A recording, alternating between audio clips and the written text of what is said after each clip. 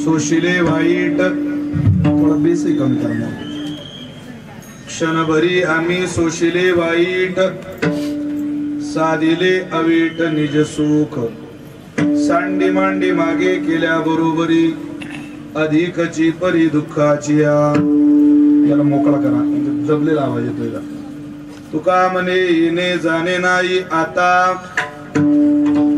तुका म्हणे येणे जाणे नाही आता राहिलो अनंताची पायी सांडी मांडी मागे केल्या बरोबरी अधिकची परी दुःखाची या मुक्ताबाई नमो त्रिभुवन पाव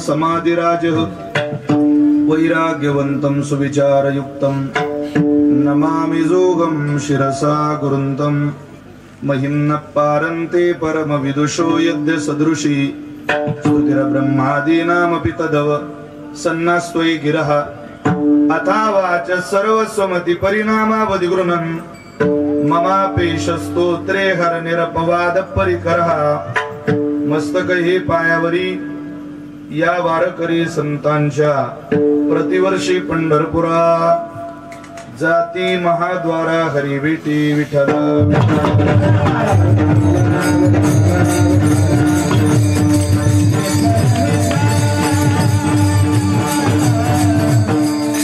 क्षणभरी आम्ही सोशिले वाईट साधिले अवीट निज सुख सांडी मांडी मागे केल्या बरोबरी अधिकची परी दुःखाची या संप्राप्त कीर्तन रूपी सेवेकरिता निवडलेला अभंग संत श्रेष्ठ जगद्गुरु श्री तुकोबाराय श्री महाराजांचा अत्यंत गोड अत्यंत प्रसिद्ध असलेला 3 चरणाचा वीरानी भाव प्रसंगातील अभंग सेवेकरिता निवडला आहे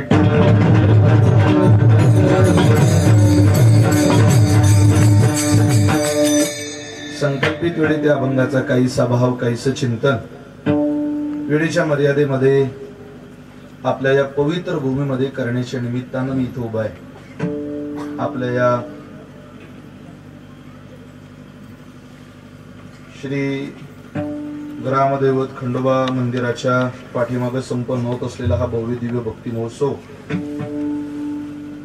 या उत्सवामध्ये कुलस्वामिनी खंडेराय यांचं चरित्र तथा ग्रंथराज ज्ञानेश्वरी पारायण सोहळा मोठ्या उत्साहाने आपण सगळी मंडळी साजरा करत आहात तुम्हा सगळ्यांना मनापासून धन्यवाद आहे प्रणाम आहे एक वारकरी परंपरेतला देखणा उत्सव या परिसरामध्ये तुम्ही सगळे करत आहात या परिसरातल्या जेवढ्या जेवढ्या चांगल्या उत्सवांची चर्चा महाराष्ट्रामध्ये केल्या जाईल त्यातला तुमचा उत्सव घेतल्याशिवाय या परिसरातल्या उत्सवाचे वर्णन करता येणार इतका देखणा उत्सव आहे खंडेराय आपण आपला आराध्य मानतो आपला देव भगवान विष्णू आहे आणि आपले गुरु भगवान शंकर आहे भगवान नेनो त्रिपुरारी सांगितले ज्ञानोबाराय म्हणतात हे सगळं जे दिव्य अलौकिक तत्वज्ञान या वारकरी संप्रदायाचं आहे हे भगवान महादेवाकडूनच आपल्याकडे आलेलं आहे.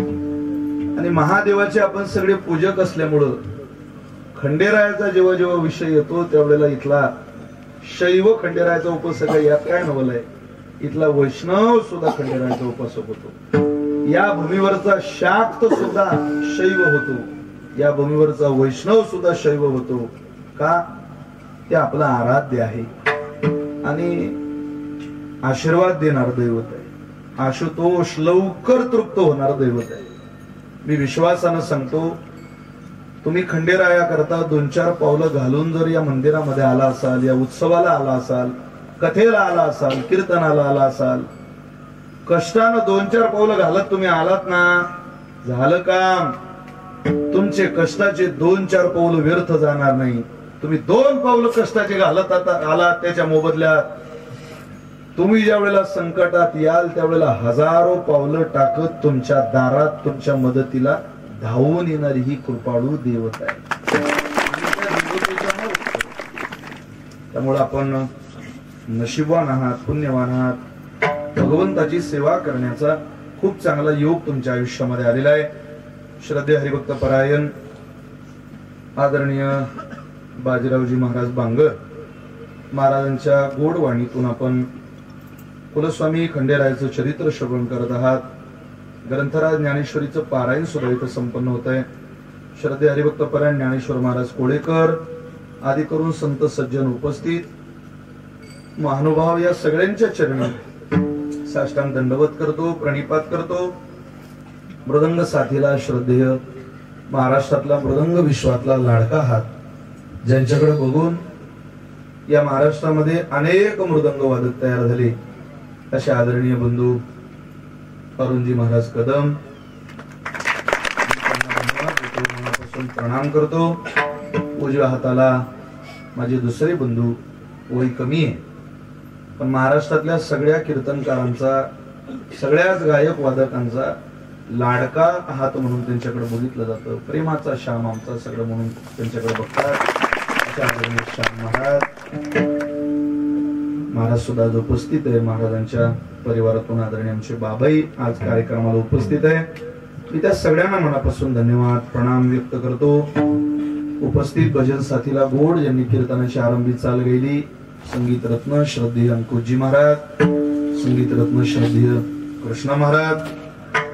मुळातच अंकुश महाराजांच्या आणावात कौशल्य आणि गोड आपण कौशल्याने चाल गायली. कृष्णा महाराज आहे, एकदम वारकरी संप्रदायाच्या आचारसंहितेत जीवन जगणारी ही सगळी मंडळी, आदरणीय सगळी महाराज मंडळी. काही क्षण माझ्याकडून राहू शकतात.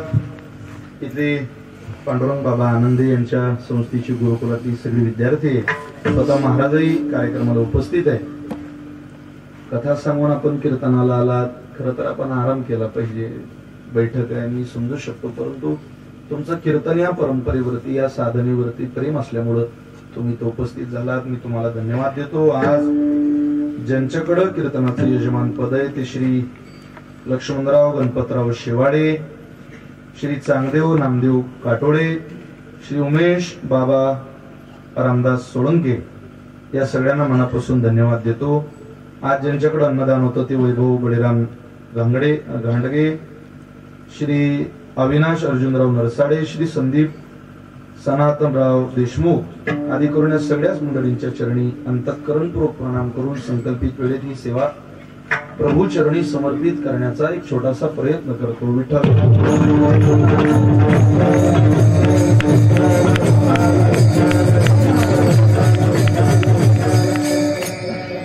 आपण ज्या देवतेची उपासना करत आहोत त्या देवतेचं मूळ स्वरूप काय आहे, मूळ अस्तित्व काय आहे, हे सगळंच तुम्ही या 7 दिवसामध्ये ऐकणार. म्हणजे ज्याच्या निमित्तानं सेवा आहे त्यांच्या निमित्ताची कथा आहे, याचा मला मनापासूनचा आनंद आहे.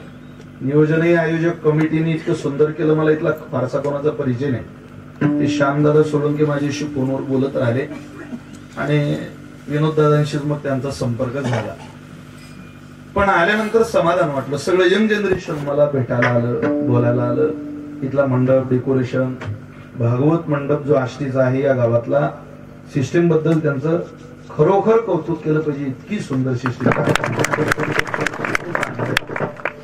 आदरणीय माऊली कार सर्व्हिसचे मालक आमचे बंधू श्रद्धेय तुकाराम पाटील बहुर सुद्धा कार्यक्रमाला उपस्थित आहे. जगद्गुरु तुकोबर यांचा 3 चरणाचा अभंग मी आपल्या समोर म्हटलेला आहे. आष्टीकर तुकोबर यांच्या गाथेमध्ये अभंगाच्या काही जाती आपल्याला पाहायला मिळतात. केवळ अभंग नाही, अभंगाच्या काही जाती आहे. काही अभंगाची जात ही वीरानी स्वरूपाची, काही अभंगाची जात ही वीरहीनी स्वरूपाची आणि काही अभंगाच्या जाती ह्या विहरणी स्वरूपाच्या. शब्द फार जवळचे येतील पण ऐकायला पूर्णतेनं वेगळे. मी थोडस वेगळ्या अंगाने या अभंगाचं चिंतन करण्याचा प्रयत्न आपण आजच्या दिवशी करणार आहे. विहरणी वेगळी, विरहिनी वेगळी आणि वीरानी वेगळी. तिन्ही जवळचे वाटतात ऐकायला पण वेगळ्या अर्थानं. विहरणी कोणाला म्हणतात? जिला भगवंताचा संग झाला आणि भगवंताच्या संघामध्ये जी स्वच्छंदाने विहार करते.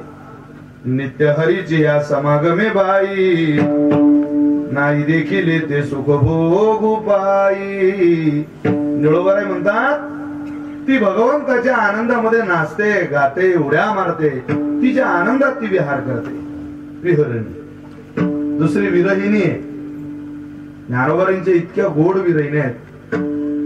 तिला देव मिळाला पण परमात्मा मिळून सुद्धा तिला तिच्या जवळ त्याला टिकवता आलं नाही. अहंकाराने तो दुरावला, तिला दुःख झालं. त्यावेळेला ती रडताना परमात्म्याची आळवणी करते. कृष्णे वेधिले विरहिणी बोली, चंद्रमा करीतो उभा रागी माय, नलवा चंदनो अंगी न घाला विंजन वारा. अरे माझी ओळख देवाच उपासिका म्हणून झाली. कृष्ण द्या. पांडुरंग महाराज काय म्हणते ती? मला परमात्मा द्या, बाकी काही देऊ नका, नाही तर हे नाव ठेवतील मला सगळे. माझं जीवन परमात्मा विना शून्य होईल. माझे जीवीचे तुम्ही खाऊ नेम, हरिविन शून्य शेजारू गे माये. कसा मी त्याला विसरू? माझं जीवन त्याच्यामुळे शोभायमान. एका भक्ताचं जीवन परमात्म्याच्या कृपेने शोभायमान. जसं नारी लज्जया खूप सुंदर दिसायला स्त्री आहे पण लाजतच नाही. लाज सोडलेली. काय करत तिच्या सौंदर्याला? स्त्रीचं सौंदर्य तिच्या लाजण्यात आहे. तक पाहत राहते एखादी. तुझी माणसाला मान वाकावी लागते खाली की काय बैल आपला राग आलाय. लज्जा हा स्वभाव स्त्रीचा आहे. असं म्हणतात तिच्या चालण्याचा सुद्धा आवाज येऊ नये. इतकं नाजूक तिचं चालणं असं. चालण्याचं सुद्धा नाही. येत नाही म्हणून तर तिच्या पायात पैजा नसतात का? त्यातलं केव्हा तरी घुंगरू आपल्या कानावरती पडेल. लक्ष्मीची पावलं ती घरामध्ये चालत असते. आवाज येऊ. काय काय बाय तर गल्लीतून गेले की असं वाटते पोकल्यान चाललं की आवाज. नारी लज्जया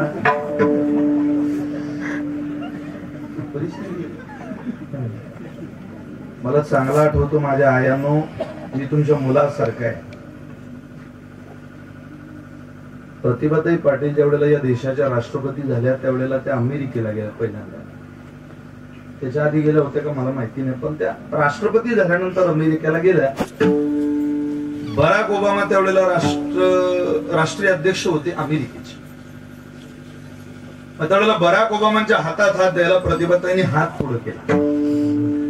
हात पुढे केल्यावर त्यांच्या डोक्यावरचा पदर खाली आला प्रतिभाताईंचा. साहजिक आहे, पदर काही कायम थोडीच डोक्यावर आला. हात पुढे केल्यावर तो खाली आला. बराक ओबामांनी हात पुढे केला पण पदर खाली आल्याचं लक्षात आल्यानंतर पुढं केलेला हात माग केला. आधी डोक्यावरती पदर घेतला तोपर्यंत बराक ओबामांचा हात पुढंच होता. जगातल्या सर्वश्रेष्ठ सगळ्यात श्रीमंत राष्ट्राच्या अध्यक्षाला हात 2 मिनिटं पुढे ठेवावा लागला. प्रतिभाताईंनी डोक्यावर पदर घेऊन मग हातात हात दिला. शिकवलं अमेरिकेत जाऊन. नारी लज्जया अशी थोडी संस्कृती आपली. काही आपलं वागावं बोलावं. स्त्रीचं जीवन तिच्या लज्जेने शोभायमान. अनेक गोष्टीचं वर्णन आहे. नारी लज्जया साधुश्च क्षमया. संत आहे पण क्षमा नावाचा गुण नाही. काय करतात त्याला? जे कारंजले गांजले गांजले,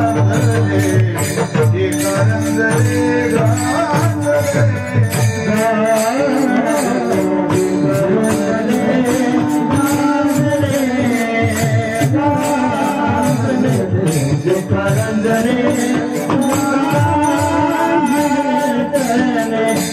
गांजले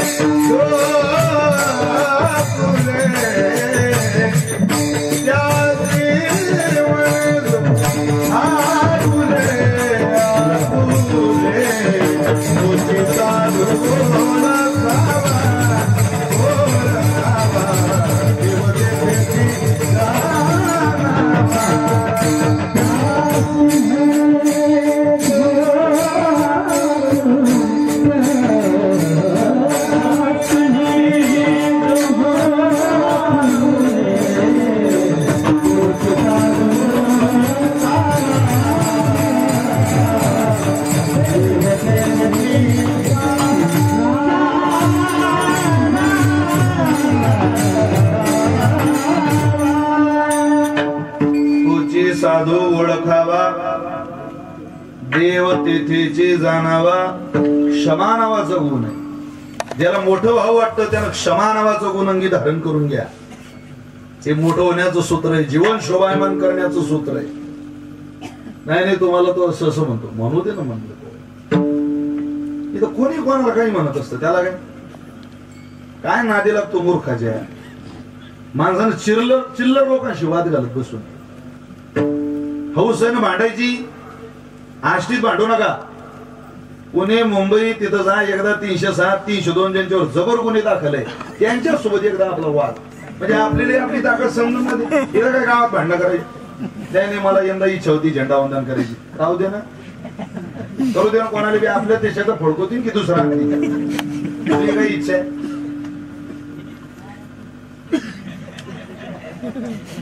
सहज आहे ना हो.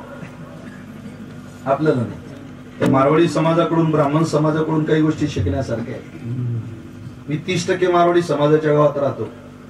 मला आवडतं त्यांचं काही गोष्टी. क्षमा, व्यवसायामध्ये क्षमा करतात. राग नाही व्यक्त करत कोणा.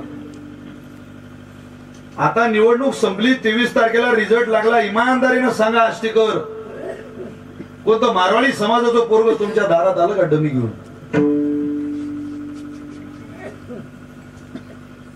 या उमेदवाराला मतदान करा आलं सांगायला? ब्राह्मण समाजाचं एखादं पोरग आलं नाही. त्यांना कळतं आपण कुठं वेळ खर्च केला पाहिजे. ते आपापल्या व्यवसायात, व्यापारात, उद्योगात, शिक्षणात मग्न आहे. आपले पा हे तो उमेदवार उठायच्या अगोदरच त्याच्या घरी आचारसंहिता लागायच्या अगोदरच हा 2 खादीचे ड्रेस शिवून घेते. साहेबाला जाऊन म्हणते, साहेब तुम्ही उरकावर लवकर आज जास्त गाव झाली पाहिजे.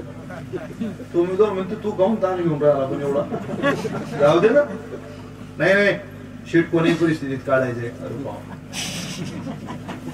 काय लोकांचे वाक्य ठरलेले असतात. कल्पनेच्या बाहेरचे प्रसंग आहे. कुठं वेळ खर्च करतात. निवडणुकीत फिरणार ते पोरग ते त्याचा बाप बिचारा बेजार. ते 25चं झालं, 27चं झालं. आमच्या सारख्या गेल्यावर त्याचा बाप म्हणतो, महाराज 2 पोर आहे हो. एकाचं झालं बुवा, एकाचं बाकी तेवढं. असं वाटतं म्हणावं त्या बापाला, बाबा राहू द्या आपल्या गावाची शोभा म्हणून. काही त्याला चांगले काही पोरा अशी बी चांगले वाटतात. ज्यांना आपलं पोट सुद्धा भरण्याची अक्कल नाही किंवा पोट भरण्याची कुवत नाही, त्यांचं कशाला लग्न करायचं? काय गरीबाच्या पोरीचं जीवन उद्ध्वस्त करायचं? अरे 2 वेळची भाकर स्वतःच्या कष्टानं आपण खाऊ शकत नाही. काय लाज वाटतं का लग्न कर म्हणायची? नादायला आणलाय तिचं पोट भरण्याची उत्सुकता, ताकद मनगटात पाहिजे ना आपल्या. मी मर्दाचं पिलोय सिंहाचं पिलोय म्हणण्याची धमक पाहिजे ना. मी नांदू शकतो माझी बायको हे म्हणण्याचं धाडच त्याच्याकडे आहे. त्याला रस्ता आश्रमात पडावं. होत कशाला एखाद्या लेकीबाईचं आयुष्य उद्ध्वस्त करायचं. पडू नका त्या. अगोदर सूत्र घ्या. गळ्यात माळ नाही, एकादशीचं व्रत नाही, पंढरीची वारी नाही, संतावर देवावर विश्वास नाही, नुसतं नवरात्र पुरता, गणपती उत्सवापुरता, शिवजयंती पुरता, आचारसंहिते पुरता मर्यादित पोरगा. त्याला कुठं थार आहे ना. या पोरांचं आयुष्य गेलं ना, मौल्यवान वेळ कोणी विचारणार सुद्धा नाही. पोर तुम्ही जर आता लवकर तुमची संधी साधून घेतली नाही. मी तुमच्या भावासारखा आहे. मी तळमळीने एवढंच करता तुम्हाला सांगतोय. मोठेपणाचे सूत्र शास्त्राने सांगितले. मोठेपणाचं सूत्र ज्ञानोबा गाथेमध्ये, ज्ञानेश्वरीमध्ये, तुकोबारे गाथेमध्ये सांगतात. तुम्ही का वाचत नाही? 2 तास कीर्तनाला आलं म्हणजे झालं का? महाराज अमुक म्हणा, डमुक म्हणा, पिंगळा म्हणा, हे म्हणा, झालं का? आम्हाला दाखवायला आली तिथे काही. तुमचं काय चाललंय? मी माझ्या मस्तीत कीर्तन करणारा माणूस आहे महाराज. मला कोणी सांगू नाही मी काय म्हटलं पाहिजे. तुला पटलं तर बोलाव. माझी जिरली फिरून फिरून. आपले हौस पिटले आता. हौसच राहिली नाही. राज्यात फिरलो, देशात फिरलो, देशाच्या बाहेर जाऊन आलो. 2026 ला आम्ही केलं चालू.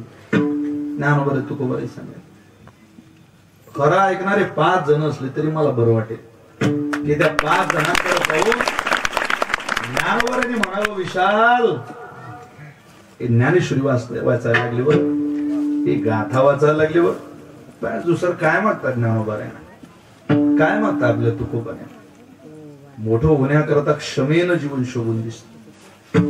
वादात पडू नका. पूर्व वयाच्या 40 वर्षापर्यंत तुमच्यावर कोणता गुन्हा सुद्धा दाखल होऊ नये. सोजवळ आयुष्य जगा. कोणाचा वैरही नाही, कोणाचा द्वेषही नाही, कोणावर प्रेमही नाही. प्रेमही करू नका, द्वेषही करू नका. प्रेम केलं नाही तर त्रास होत नाही, आणि द्वेष केला नाही तर त्रास होत नाही. इथं प्रेमानेही त्रास आहे आणि द्वेषानेही त्रास आहे. बरं, तुम्ही प्रेमही असं करता की त्या प्रेमात शोधून काही सापडत नाही.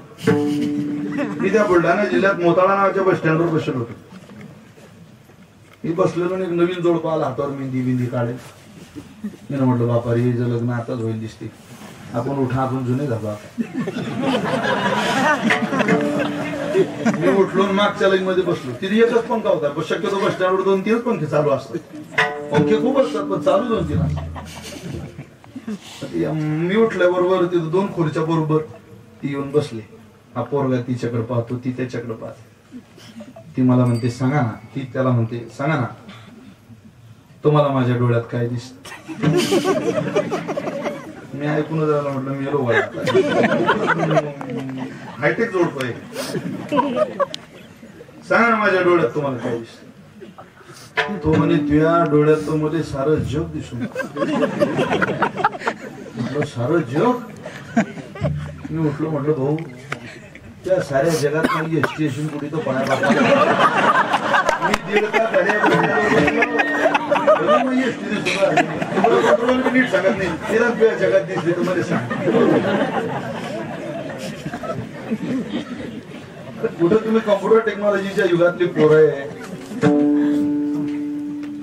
या संकुचित वृत्तीने गोष्टीने तुमचा परिचय होईल का जगात?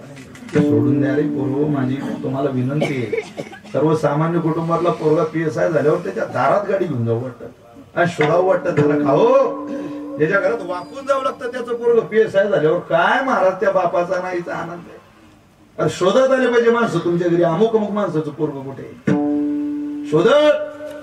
मनू भाकरचं नाव तरी माहिती होतं का देशात कोणाला? मला तरी माहिती नव्हतं. 2024 मध्ये माहिती पडलं. पण मनू भाकर नावाच्या पोरीनं या भारत मातेच्या पदरात 2 कांस्य पदक घातली. 2 ऑलिम्पिक मध्ये. ऐका पुरियो, 1 नाही 2. ज्या ऑलिम्पिकच्या यादीमध्ये या देशाचा क्रमांक 72वा आहे. 72.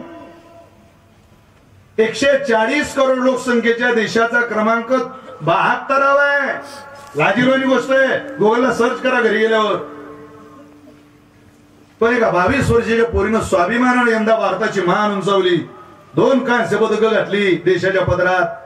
तिला विचारलं म्हणू, अगं 22 वर्ष वय तुझं, अगं 2 कांस्य पदक देशाच्या पदरात घालते, कशाचा परिणाम आहे हा? एका इलेक्ट्रिक मीडियाच्या संपादकाला त्या मनू भाकर नावाच्या पोरीने दिलेलं उत्तर आहे, माझ्या वडिलांनी माझ्या हातात श्रीमद भगवत गीता नावाचा ग्रंथ दिला.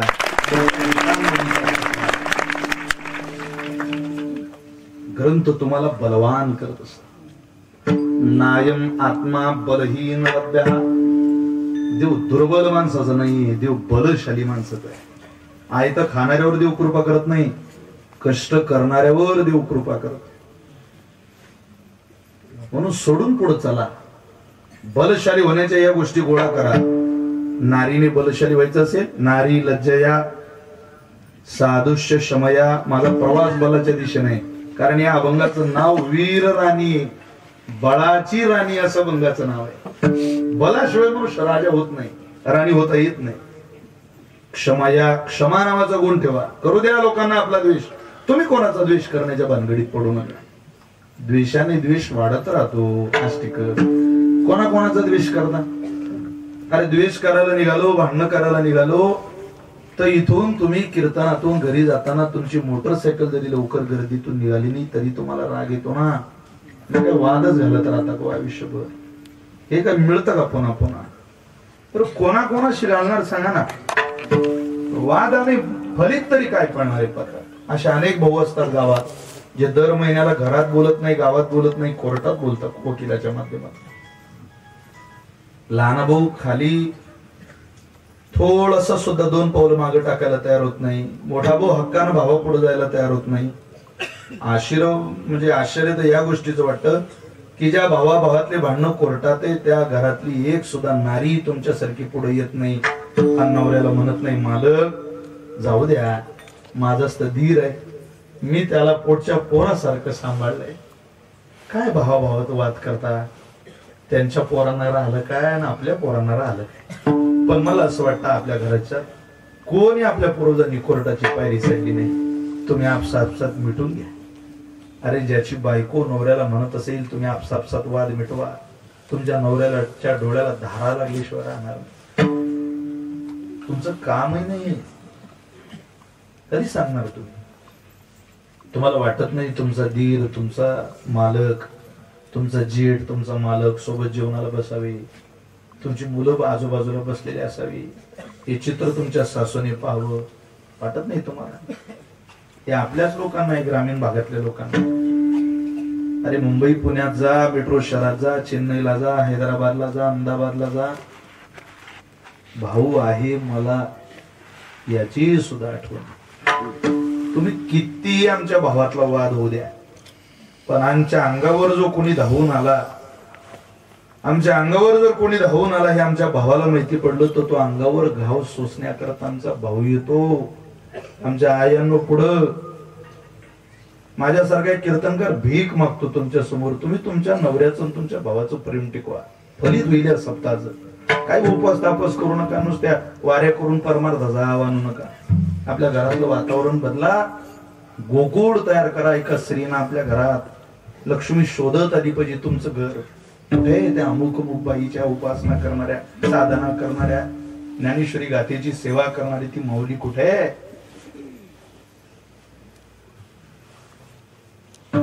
कधी धारण करू आपण?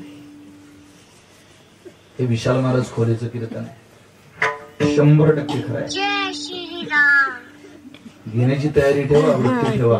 मी काही तुम्हाला हसवायला आणि तुमचं मनोरंजन करायला इथपर्यंत आलेलो नाही. मोठं व्हायचंय ना, बलशाली व्हायचंय ना, या गोष्टी साधा आयुष्यामध्ये आपलं भलं होईल. कोणी रागवलं, मत्सराचा ठाव शरीरी नसावा, लाभिवीन जीवा, दुःख येतो विन सेवा.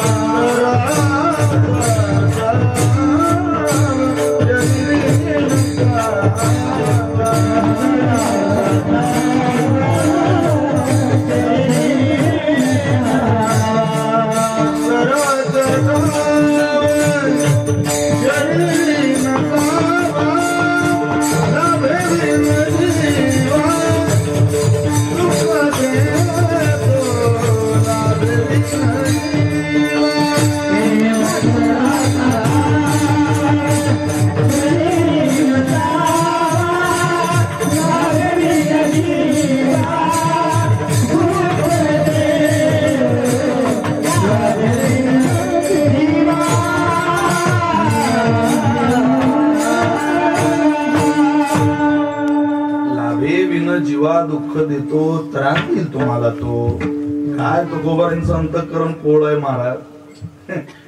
अरे ज्यानं तुकोबारांच्या घरच्या भाकरी खाल्ल्या त्यानं नुसतं ताळपतीवर सुद्धा बसू देऊ नाही तुकोबाऱ्यांना. पण महाराज म्हटले होत असते, या जीवनाचा नियम आहे. काळ सारखा कोणाचा राहत नाही, तो बदलत राहत नाही. खूप कीर्तन ऐकता विशाल महाराज कोलींचे लोक ऐकतील 2-4 वर्ष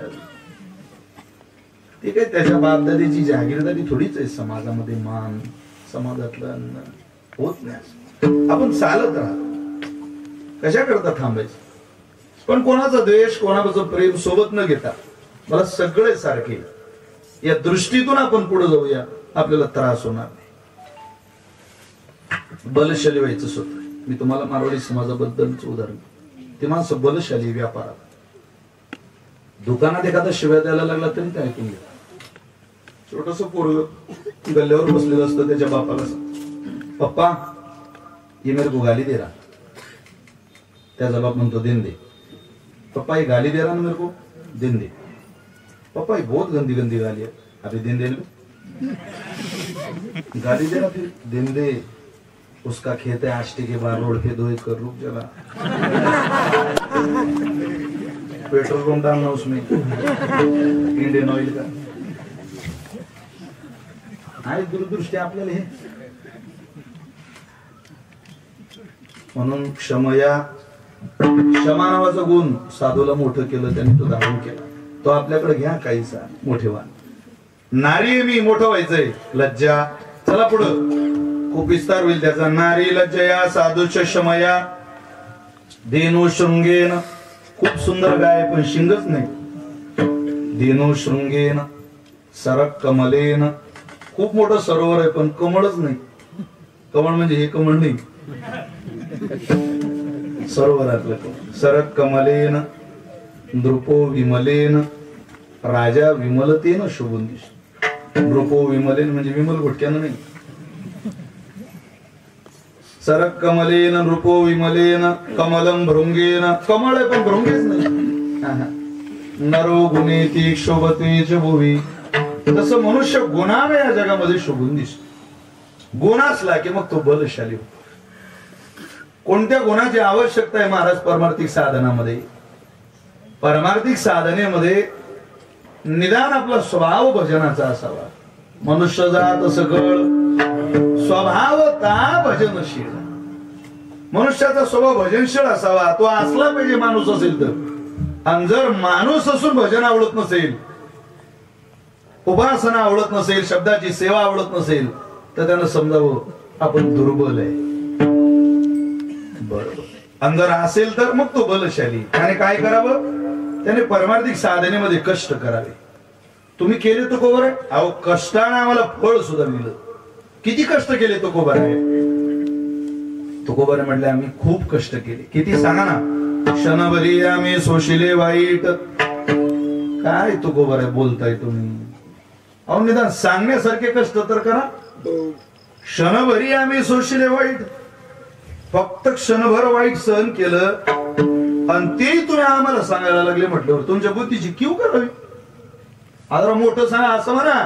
आयुष्यभर आम्ही सोशिले वाईट किंवा जन्मोजन्मी आम्ही सोशिले. हा क्षणभरी आम्ही सोशिले वाईट. पण अक्षर म्हणजे क्षण नाही. त्या क्षणात खूप काही दडले. काय खूप जवळचा मित्र भेटावा तुम्हाला आणि त्या मित्राबरोबर आपल्या चालल्या ना.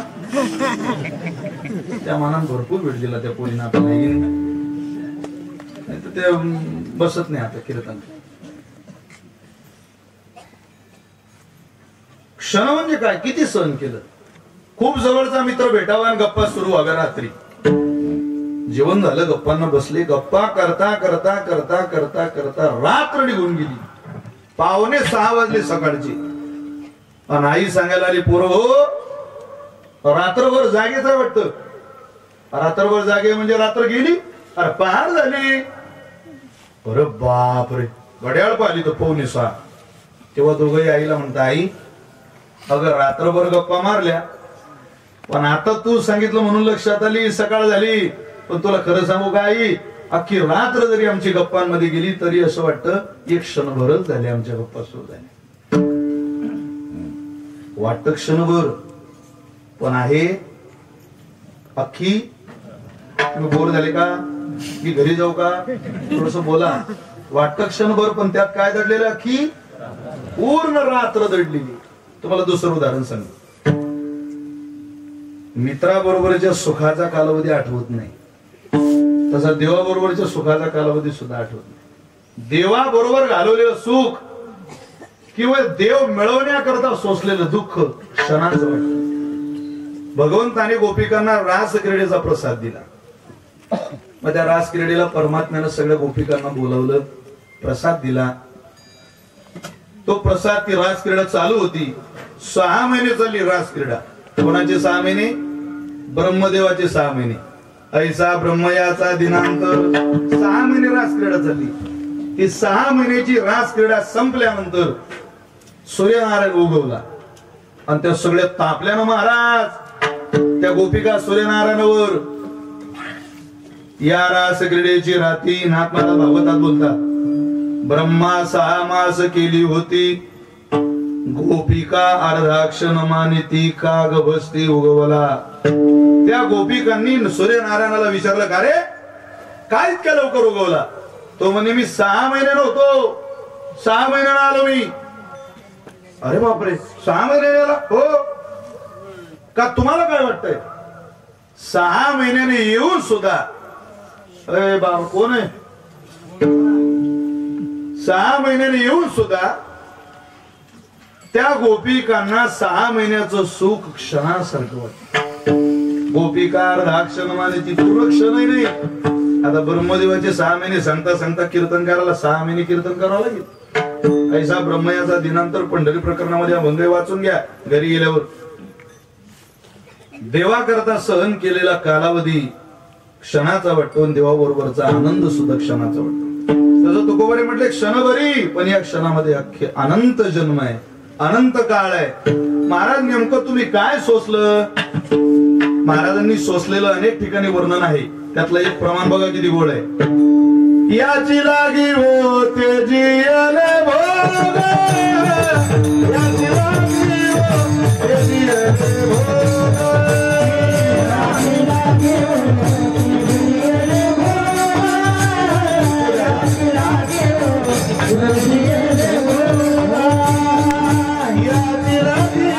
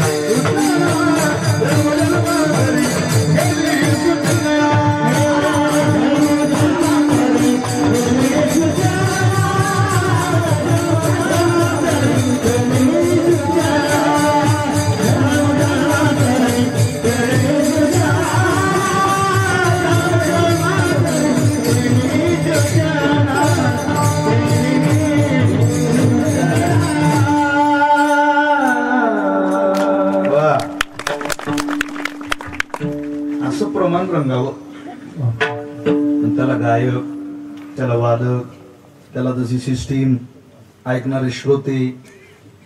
भजन तसं रंगतच नाही.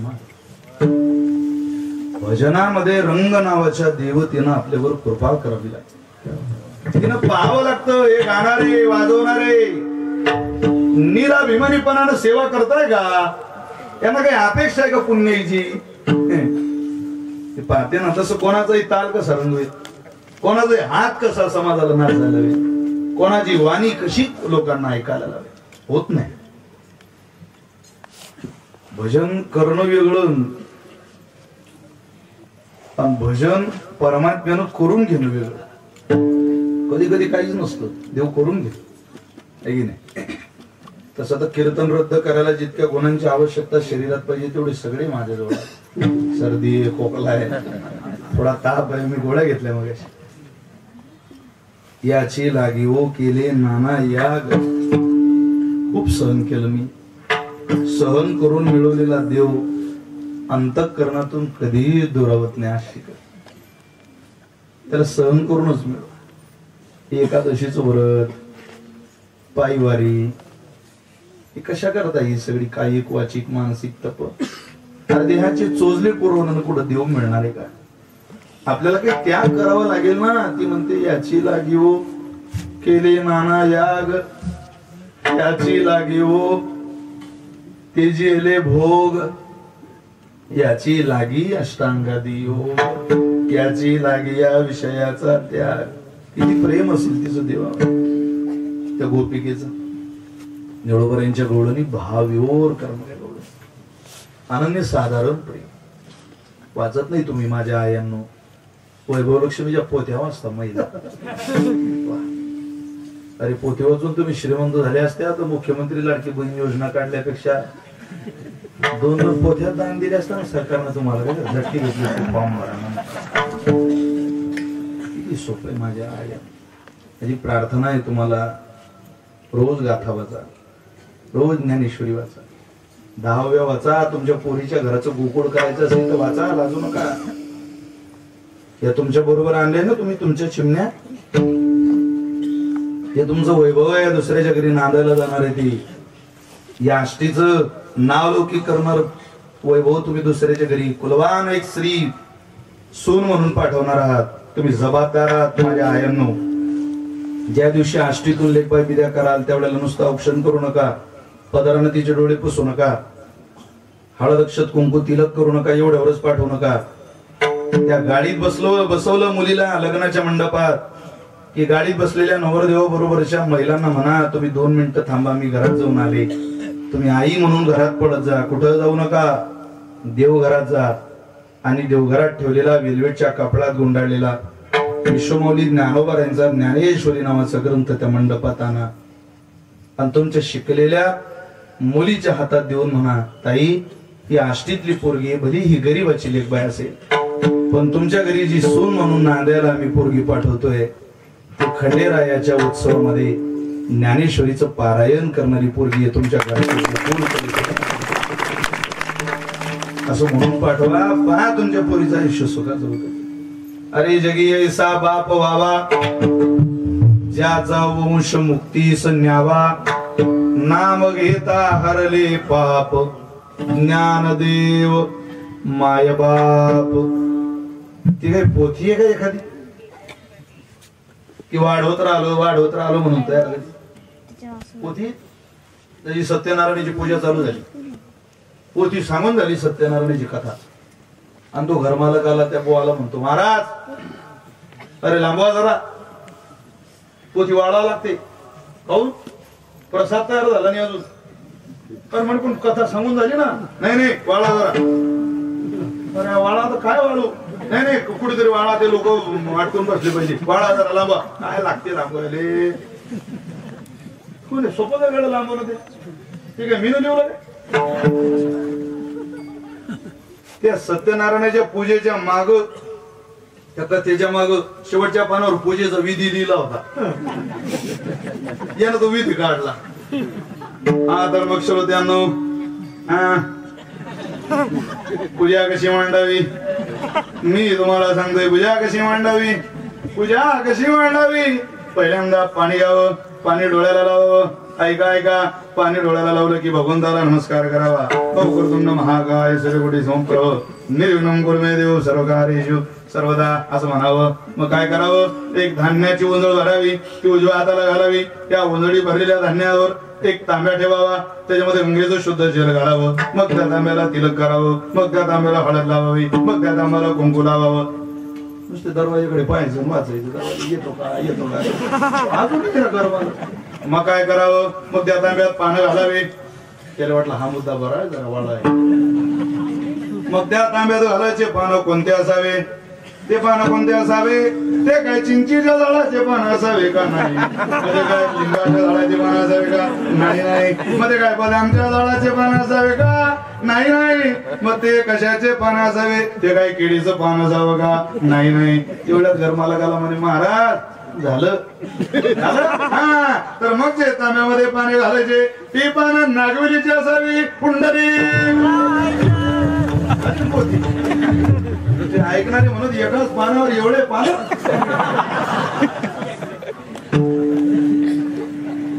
कसं तयार झालं काय, पुराणीचा इतिहास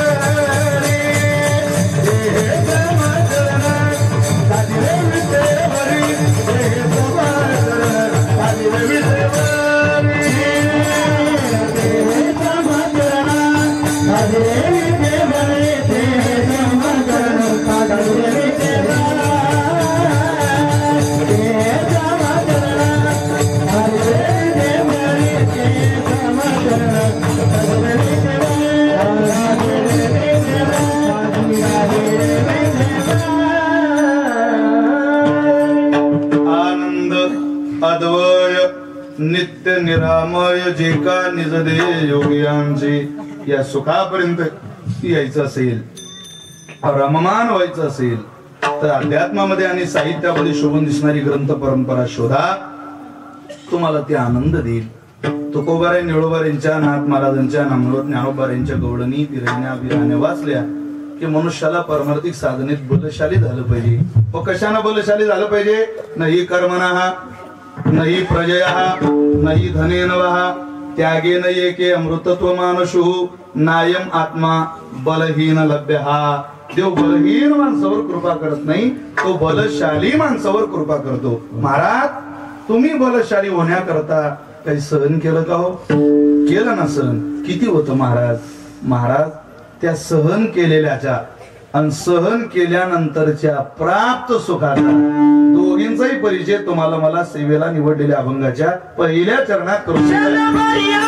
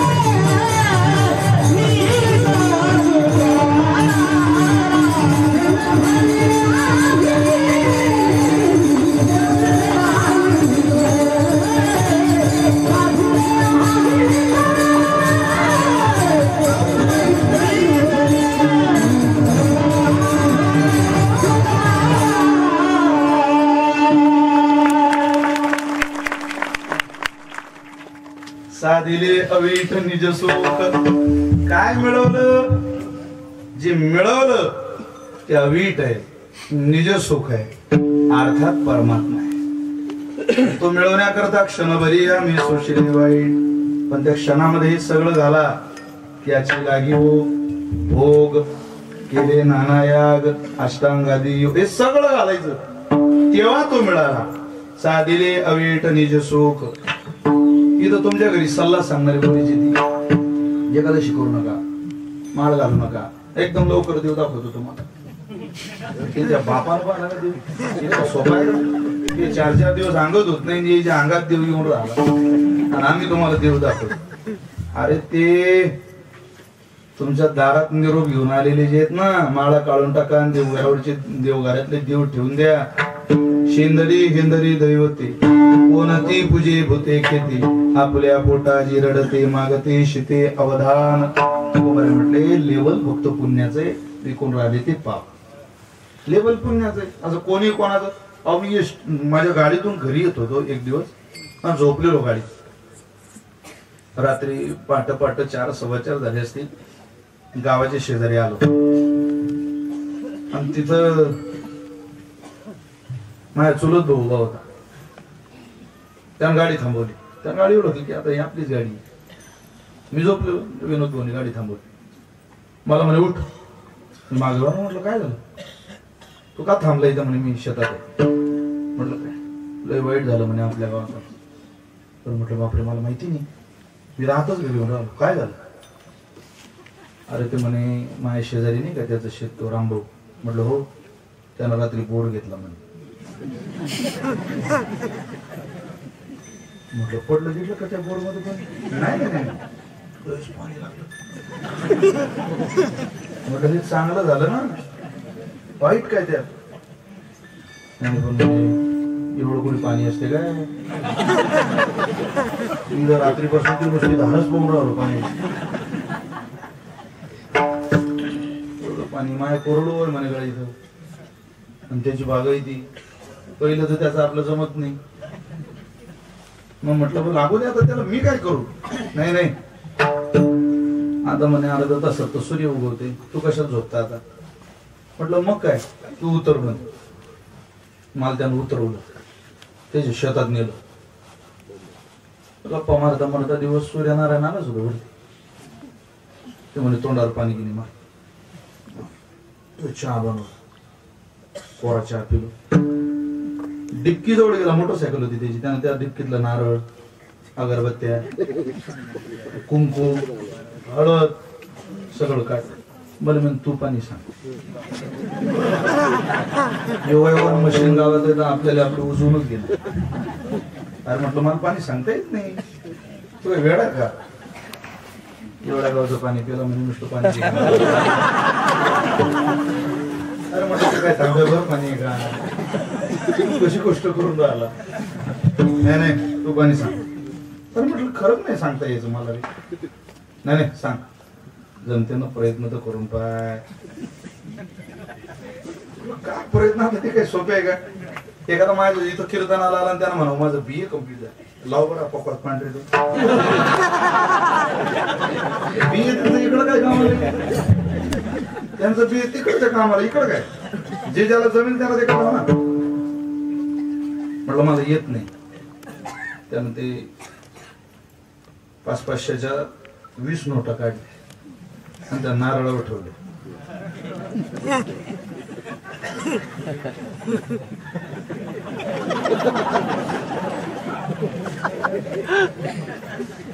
तुम्हाला इतका विश्वास आहे बा माझ्यावर? सकाळी सकाळी कोण बसवलं नाही म्हणतो मला. दक्षिणा पाहिली म्हटलं पाणी सांगणार ना, खूप पाणी आहे या शेतात, खूप. या शेतात इतकं पाणी आहे की राम भाऊचं पाणी कुठं काढणार? म्हटलं पाणीच पाणी राम शेतात. म्हणजे तेच तो पाहिजे आपल्याला. म्हणजे दक्षिणा खिशात ठेवली, नारळात आली. मी थोडी आणायची, मी पुढे तो माया मागे खोट्या टोक्यात.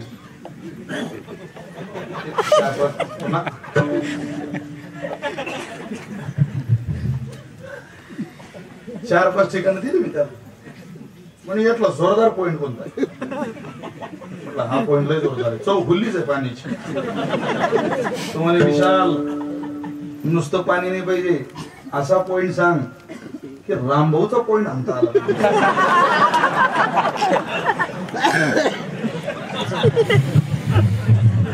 म्हटलं 5-25 तरी मेले असते ना आपल्या गावातले 2 जण, का तो पैदा झाला. त्याला पाणी पाहिजे पण त्याचं जाऊन नुसतं पाणी ना पाहिजे. मी हुशार माणूस, म्हटलं या पॉइंट मध्ये रामभाऊचं पाणी, पण एक गोष्ट आहे. काय म्हटलं 2,500 फूट बोर करायला लागते. म्हणजे 2,500 फूट कुठे होत असते काय?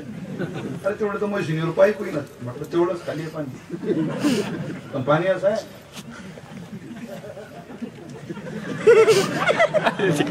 केला ना हो हिशोब त्याचा, ऊसाचे किती, सोयाबीनचे किती, तुरीचे किती.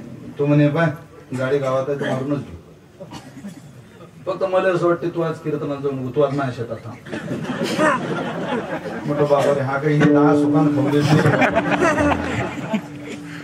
त्यानं बोलावली गाडी, मी सांगितलेल्या पॉइंटवर चालू केला फोन. जो आवाज मारायचं ते मशीन 1000 फूट झालं नुसता. 1000 फूट झाल्यावर तो पहिल्यांदा आला माझ्याजवळ घाम पुशात. विचार पोरं कोरडा आहे बरं. त्याच्यापेक्षा मी घाबरलो होतो, पण मी हुशार म्हणून मी दाखवत होतो मी घाबरलो. तर म्हटलं जाऊ दे खाली, आणि खालीच आहे खरं, वर काही मजा नाही. म्हटलं 2000 फूट पूर झालं, 2200 फूट झालं नुसता फुफुटा. त्या आधारातलं पोरग होतं त्या मशीनवरचं, ते पाणी प्यायला आलं जरा. त्याला म्हटलं का रे भाऊ क्या कंडिशन है? तो पुरा का पुरा आहे. मी त्याला म्हटलं हे 500 गेन मध्ये फक्त गावात घेऊन दे. मी आलो झोपून राहिलो. माझ्या चुलत भावानं 2700 फूट बोर केला पाणी. मी झोपेल, मला पुरा फकोट्यानं भरून आमच्या आईनं त्याला चहा आणला घरात. माई म्हणे भाऊ लागलंच नाही की थोडस बी. तो म्हणे बा काकू तुम्ही जा घरात. हा कुठे आहे म्हणे, माई म्हणे तू झोपलेला आहे.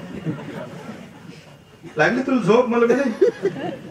म्हणून तो लोक कीर्तनकारावर भरोसा ठेवत नाही रे. मी तुला एवढंच सांगायला आलो म्हणे तुझ्या सत्यानाश होईल. म्हटलं मा होईन तेव्हा होईन, ते आजच झाला माझ्या.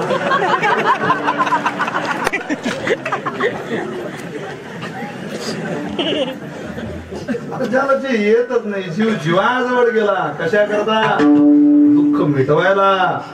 पण दुःख मिटवायला गेल्यावर काय दुःख मिटत का? अंगाची ठणक बसायला बिबा लावल्यावर कुठं अंगाची ठणक बसत असते का? तुकोबारे म्हटले कोणी एक यात्री प्रवास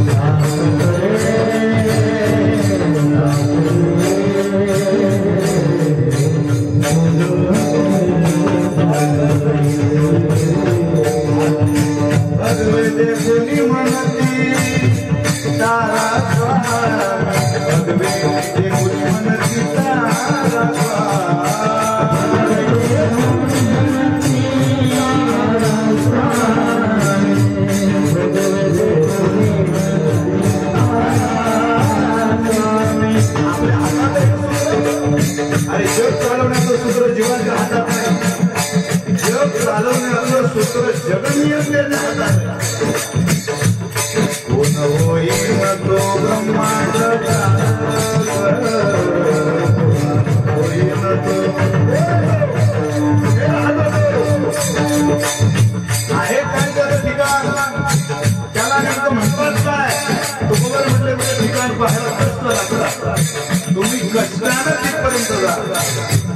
आम्हाला मिळालं ते मिळाल्यानंतरचा आनंद काय झाला साधीले वेगणी देतो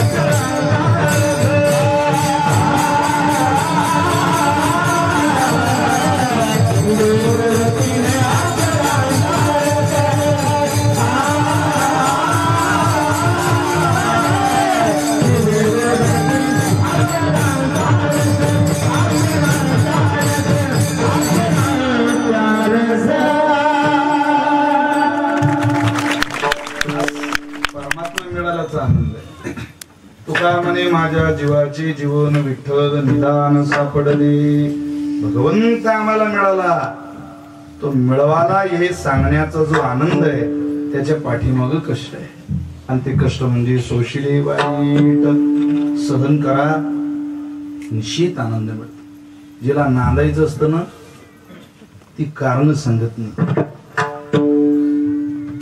जिला नांदायचंच नाही ती सासूवर तरी ढकलते सासऱ्यावर तरी ढकलते नवऱ्यावर तरी ढकलते पण जिला खरंच इमानदारीनं संसार करायचा आहे ती ज्या दिवशी सासरामध्ये धान्याचा तांब्या ढकलून उंबरठा आणते त्या दिवशी शपथ घेते या घरातून माझं प्रेत बाहेर निघेल आता तशी मी जाणार नाही आता माझा मुक्काम इथं शेवटचा तिला माहिती सहन केल्याने एक दिवस घडेल त्या लोहाराच्या दुकानाच्या उद्घाटनाला गेलो आणि त्यानं हातात ताट दिलं कुंकू लावायचं कशाला लावू हातोडीला लावू का नाही नाही भात्याला लावू नाही चिमट्याला नाही चन्नीला नाही अरे लावू कशाला आयरनीला लावा अरे जुनी ती असू द्या महाराज जुन्या आयरनीला कशाला कुंकू लावायचं त्या लोहार दादाने दिलेलं उत्तर महाराज ती सहन करणारी आहे म्हणून तिला पूजा केली पाहिजे तिला कुंकू लावलं पाहिजे तिच्यावर घाव करणारे हे सगळे बदलले पण ती लोहार दादाची आयरन मात्र आमचं रोज 2 वेळचं जेवण देणारी माऊली ती सहन करते म्हणून सहन करणाऱ्याच एक दिवस वैभव मनुष्याला सांगता येतं म्हणून आपण सहन करा पण काय सहन करा परमार्थिक साधनेतले कष्ट सहन करा कीर्तनाची वेळ संपलेली आहे जवळजवळ फार वेळ तुम्हाला बसवत नाही तुम्ही जगन्नाथपुरीला जाणाऱ्या दिंड्यांची चरित्र वाचा सजन महाराजांचं चरित्र वाचा मी अनेकदा सांगितलंय 1-2 मिनिटात सांगतो आणि सेवा आवरतो जगद्गुरु तुकोबाराय जे सहन करणं सांगताय सहन करत करत परमात्म्यापर्यंत गेलो की ते सहन केलेलं सुद्धा स्मरणात राहत नाही त्या जगन्नाथपुरीला दिंड्या जाण्याची पद्धत आहे भगवान जगन्नाथाच्या दर्शनाला जात असताना काही गावला मुक्काम झाला की वारकरी वाटप होण्याची पद्धत होती जशी आमची मुक्ताबाईची पालखी जाते इथून त्या आईसाहेबांची पालखी पंढरीला जात असताना अनेक गाव असे की जिथं वारकऱ्यांची वाटप होती 2 वारकऱ्यांच्या घरी 2 त्यांच्या घरी 10 यांच्या घरी आपापल्या कुवतीनुसार माणसं वारकरी घेऊन जातात ते सजन महाराज वाटेत सहभागी झालेले दिंडीत आणि तिथं वारकऱ्यांची वाटप झाली एक ग्रहस्थ आला आणि सजन महाराजांना म्हणायला लागला महाराज तुम्ही आमच्या घरी चला 2 घास जेवण करा विश्रांती करा पहाटे पुन्हा काकड्याला या त्यांनी सवय घेऊन हरकत नाही गेले त्यांच्याकडे 2 घास जेवण केलं झोप लागली खूप आराम थकलेलं शरीर होतं दिवसभर माणसाला कष्ट केले की झोप लागते जी बाई शेतातून आली दिवसभर काम करून तिची कोणाची घरात बोलायची सुद्धा इच्छा होती त्याला असं वाटतं 2 घास कधी पोटात पडतील आणि कधी मी एकदाच्या अंथरुणावर पडेल. झोप लागते. आपण सगळे शेतकरी. ज्या बाईच्या हातात दिवसभर रिमोट आहे ती बाई रात्री नीट झोपत नाही. ती म्हणते मुझे नींद नाही मुझे चैन नाही. मग तू कांदे लावले. तुला नीट झोप पाहिजे असेल तर त्याच्यावर कांदे लावणे हाच एक उत्तम. मग तुला उठवायला इंजेक्शन देणं पडेल. ताई पांडुरंगा प्रभात समरूपातला. भूकना मागे चबानावर नींदना मागे बिछाना. झोप लागली महाराजांना. 12-12:30च्या सुमारास त्या घराची मालकीन उठली आणि सजन महाराजांकडे आला. ते म्हणजे तुम्ही घरात आले महाराज तेव्हापासूनच माझा डोळा तुमच्यावर होता. तुम्ही माझा स्वीकार करा. ते म्हटले बाई अगं तुझा नवरा घरात झोपलेला आहे आणि तू आमच्याकडे काय आली सांग. तर हो बाजूला निघेतून.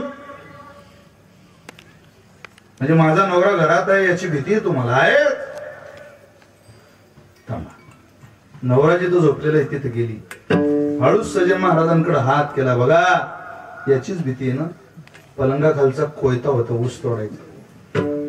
तो कोयता काढला. दोन्ही हातात धरला आणि एक कोयता मारतावर नवऱ्याचं मोडकं तोडून टाकलं. झोपेत नवरा प्रतिकार सुद्धा करू शकला नाही. रक्ताचा पाठ व्हायला लागला. परत सजन महाराजांकडे आले. आता तरी माझा स्वीकार करा. अरे जी बाई आपल्या शरीराची भूक भागवण्याकरता कपाळवरचं कुंकू पुसू शकते तिच्यासारखी नालायक बाई या जगात दुसरी कोणती. काय तुझ्या सौंदर्याकडे. ते म्हणजे नवरा गेला आणि बाहेर जातोय. ती बाहेर आली. तिनं आरडाओरड सुरू केली. गाव गोळा झालं. बेदम मारलं सजन महाराज. जग खरा खोट्याचा निवाळा करत नाही. हे जग स्वतःच्या आयुष्याचा वकील आहे आणि दुसऱ्याच्या आयुष्याचा जज आहे, न्यायाधीश आहे. माणसं दुसऱ्याच्या जीवनाचे न्यायाधीश आहे, स्वतःचे वकील आहे. स्वतःचं खोटं असलं तरी वकिली करतात आणि दुसऱ्याचं खरं असलं तरी न्यायाधीश होतात. खूप मारलं. राजाकडे नेलं. सजन महाराजांना दंड करा म्हणून लोक आव्हानं द्यायला लागली. त्या नगरीच्या राजाला पाहिलं वाटलं त्यामध्ये काही हे कृत्य केलेलं दिसत नाही पण दंड द्यावा लागेल. हात पुढं कर. हात पुढं केला आणि सजन महाराजांचा हात तोडून टाकला. ते म्हणत प्रपंच करत होतो तर काहीच झालं नाही आणि दिंडीत सहभागी झालो तर हात तुटला. म्हणजे याच्यापेक्षा तर ते बरं होतं आपलं. काय झालं असेल. रडत होते, यातना होत होत्या. भजन करणारे जवळ चालू देत नव्हते. सजन महाराजांना काढून दिलं त्यांनी. दिंडीच्या मागे मागे चाला. एकटेच चालायचे. कोणी पाणी दिलं तर प्यायचे, कोणी फळ आणलं तर खायचे. रोडवर झोपायचे, हनुमंतराच्या मंदिरात झोपायचे. घरी कोणाच्या जायचं नाही. काय झालं तरी कोणाच्या घरी जायचं नाही बाबा. भगवंतानं ते पाहिलं. सगळं रथ पाठवलं जगन्नाथपुरीला. रथाची पद्धत आहे. भक्ताला घ्यायला रथ पाठवला. दिंडीत आला आणि विचारलं का हो तिथं सजन नावाचं कोणी वारकरी काय म्हणे. पण आम्ही दिंडीतून काढून दिला. माणूस योग्यतेचा का. काय झालं. भगवंतानी बोलावलं. रथा हो नाही हो नेऊ नका आम्ही मागं काढून दिला. तुम्ही हा बाजूला. रथ मागं आला. सजन महाराजांना पाहिलं.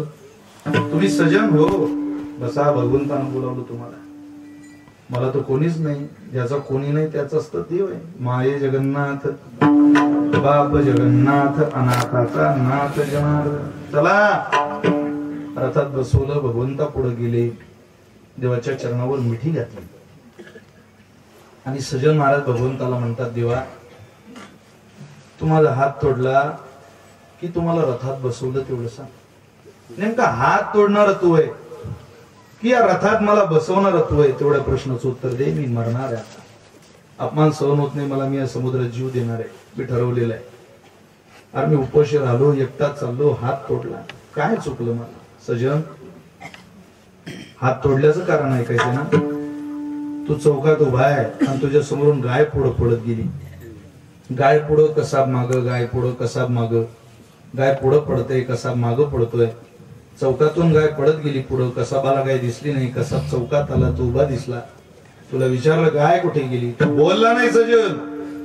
पण हात दाखवला, तुझ्या हाताच्या दिशेनं तो कसा पुढे गेला आणि त्यानं त्या गाईला मारलं. गाईचं मरण तुझ्या हातामुळे झालं का सजन? तुझा हात तोडणं गरजेचं होतं. अरे देवा, या सजनचा हात तोडला यात काय नवलंय? पण अरे त्या बाईनं तिचा नवरा मारला रे तिथं, मी जिथं मुक्काम केला तिथं. मारू दे मारलं तर सजन, तिथं बाईनं नवरा नाही गाईनं कसा मारला.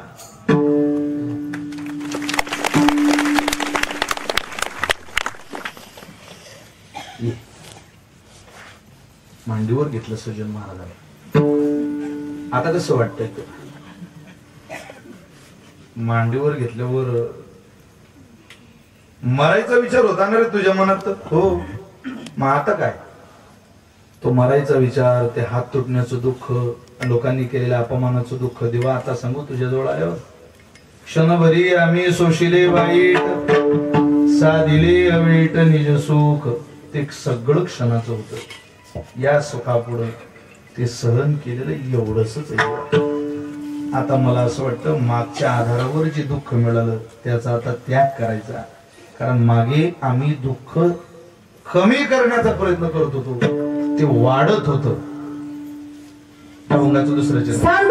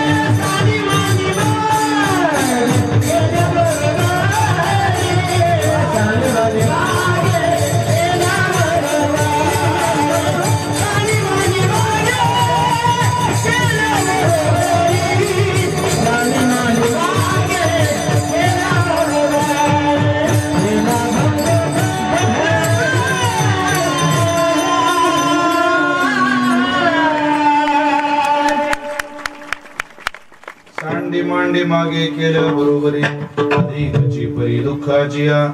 ही मायेच्या आधारातली सगळी साधना आम्ही सोडली आणि आता निज सुखा करताच कष्ट सहन करायची. आता इथं आलो ना बस परत माघारी येत नाही. आम्ही आता इथं आलो गररी गे झाले पट्टराणी बळे वरिले सावळे परब्रह्म आता हाचिने माता फिरे माघारी.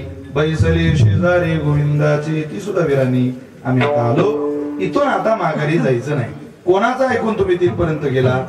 वैकुंठी जे निदान ज्याचे सती जे प्रिय करो, त्याची गाठ पडली तेने दिदला अभय करवो, त्याचे संगती गेली भक्तीने देखील भीमा तिरवो, परात्पर सोयरा पुंडलिक बरा दिदला तारा, तेने मज बोलता हात दिदला तुझं म्या फुलबरा बांधिला. आम्ही आता त्या पुंडलिक रायाच्या सांगण्यावरून इथपर्यंत आलो. याचा अर्थ असा आहे आष्टीकर, संतांचं ऐकूनच सहन करणं शिकतो. आणि सहन करणं हे संतांच्या व्याख्यात बसलं की परमात्मा आपल्यावरती कृपा करतो. न होय निग्रह देहासी दंडन, नवजे भूक तान सावली, तरी नित्य नित्य करी आळवण, माझा अभिमान असो द्यावा. आळवणीचा अभिमान देवाला धरावाच लागतो. म्हणून संतांचा ऐकून चालण्याचा प्रयत्न करा, एवढीच प्रार्थना तुम्हा सगळ्यांच्या चरणावर करतो आणि सेवा खंडेरायाच्या चरणावर सुपूर्द करतो. कोणाचंही ऐकाल तर आपल्याला त्रास होईल, संतांचं ऐकाल तर मात्र आनंदानं पुढे जाल. अन्यथा काय, थोडा घेण आणि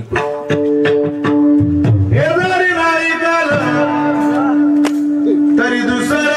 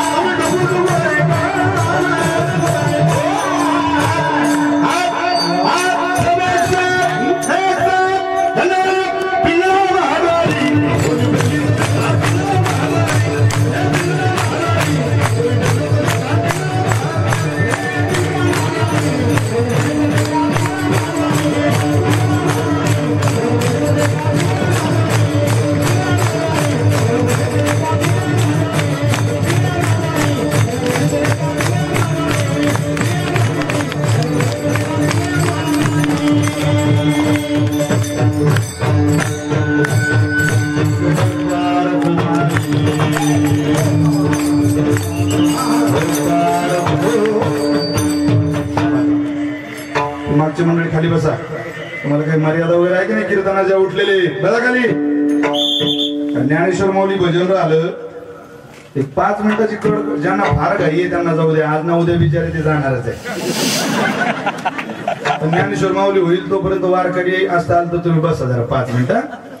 तुका म्हणे येणे जाणे नाही आता राहिलो अनंताची पायी.